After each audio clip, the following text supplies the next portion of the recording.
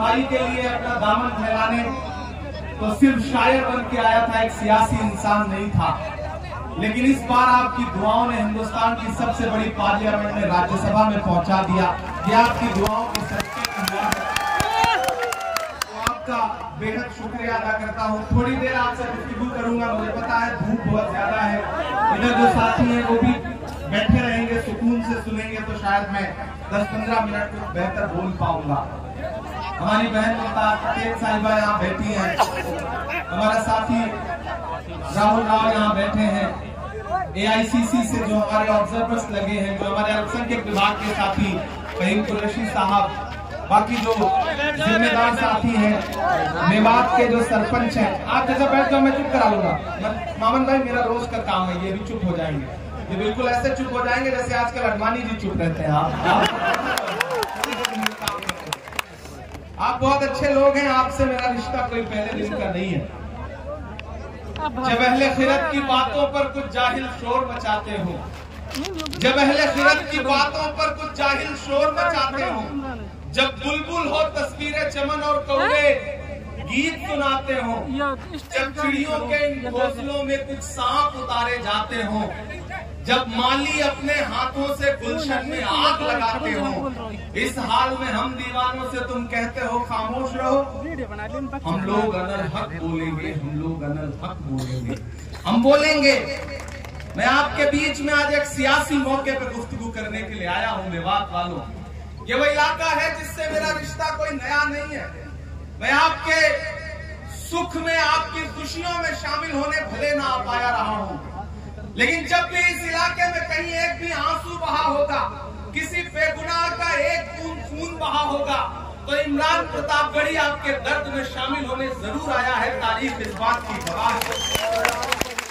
और जब हमारे नेता राहुल गांधी जी ने मेरा हाथ पकड़ के मुझे देश की पार्लियामेंट में बिठाया और मुझसे कहा कि अपने मुद्दों पर आवाज उठाओ, बोलो, लड़ो, तो मेरा खुदा गवाह है कि जब मुझे पार्लियामेंट में बोलने का मौका मिला तो इस इलाके में जितने जुल्म और सितम हुए थे, चाहे वो पहलू खान का मसला हो, चाहे हाफिज जुनैद के वालिद साहब यहाँ खड़े हैं, चाहे रकबर का मसला हो, चाहे मोहम्मद उमर का मसला हो, मैंने ये तमाम नाम गिनवा करके पार्लियामेंट में आपके लिए आवाज उठाई है।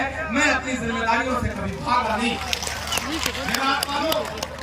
आपसे मेरा एक जज्बाती रिश्ता है, उस रिश्ते की बुनियाद पर यहाँ खड़ा हूँ। पिछले बार मैं आपसे कहने आया था कि मामन आपके अपने हैं, इन्हें जिता करके असेंबली पहुंचाइए। तब हालात थोड़े साजगार नहीं थे, लेकिन शुक्रिया फिरोजपुर छिरका की आवाम का कि आपने सिर्फ जिताया नहीं बल्कि इतने ज्यादा वोटों से जिताया कि पूरा हरियाणा चौंक गया था मामन खान की जीत पर।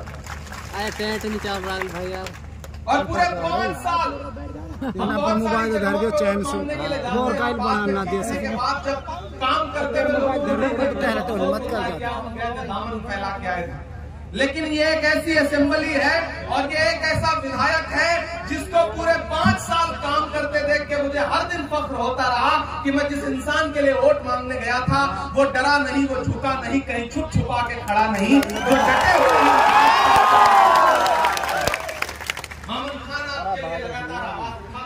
बोलता रहा है, लड़ता रहा है हर मुद्दे पर।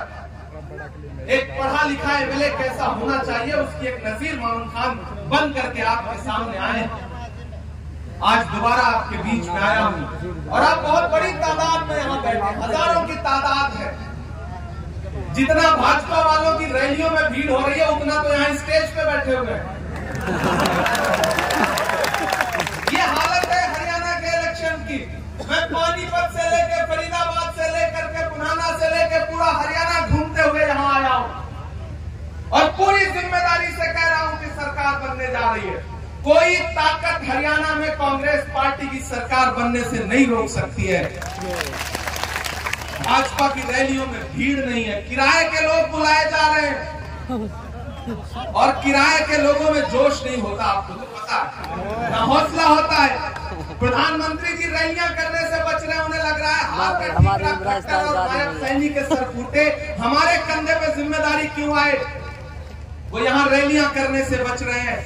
अमित शाह जी यहाँ रैलियां करने से बच रहे हैं हरियाणा में, क्योंकि आंख मूंद करके भी आप किसी इंसान से पूछो दिल्ली में मीडिया के किसी भी जिम्मेदार हाउस से, तो वो वो आपको बताएगा कि हरियाणा में कांग्रेस पार्टी की सरकार बनने जा रही है।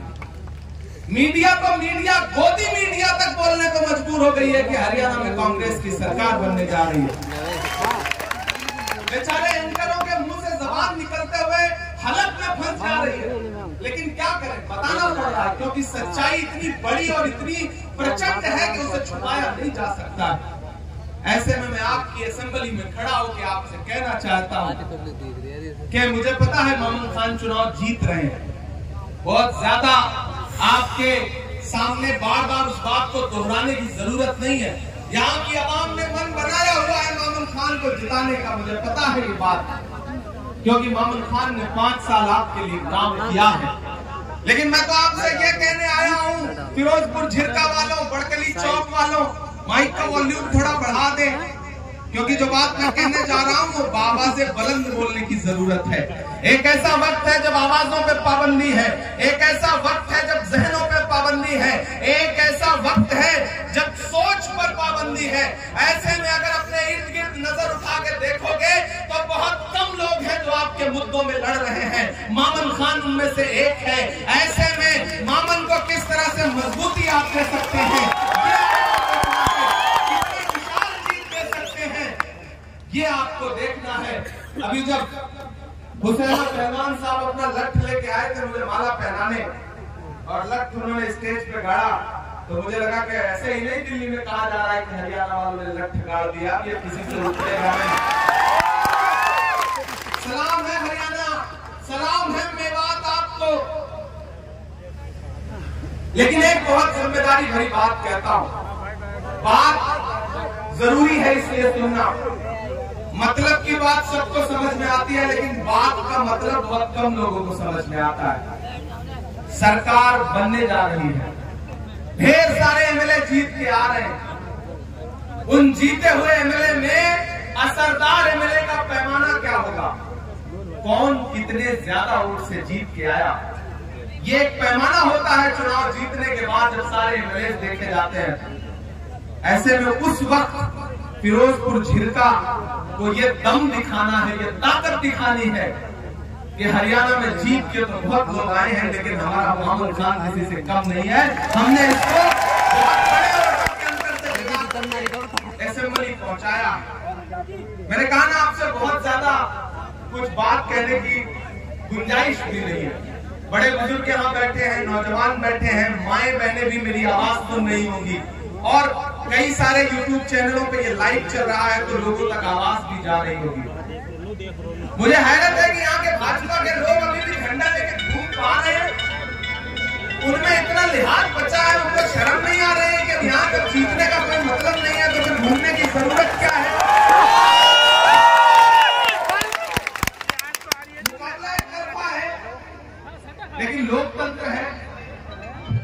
सारे मिला करके जितना पाएंगे उससे 3 गुना से तो मामून जीतने जा रहा है। जा रहा है कि नहीं जा रहा है, जा रहा है कि नहीं जा रहा है। ये जो आपका जोश है, मुझे पता है वो लोग रैली में तो नहीं आए होंगे, लेकिन लाइव देख जरूर रहे होंगे। आज नींद तो नहीं आनी है उन्हें, क्योंकि इस तपती दोपहरी में जो हुजूम उमड़ के आया है, एक बहुत थोड़ा सा साया है, कितनी गर्मी है, पसीना है, नया पाने की चाहत में पुराना छूट जाता है। तुझे अपनाऊं तो मुझसे जमाना रूठ जाता है। मोहब्बत पढ़ने लिखने में बहुत आसान है, लेकिन मोहब्बत को निभाने में पसीना छूट जाता है। मेरे भाई, मुझे पता है आप कांग्रेस पार्टी से, मामून से, इमरान प्रतापगढ़ी से, मरहूम अहमद पटेल साहब से बहुत मोहब्बत करते हैं। यह इलाका, इस इलाके को खास तौर पे डेवलपमेंट की और बहुत खास तौर पे पैकेज की जरूरत है। मैं भी बैठ के मामून साहब से यही कह रहा था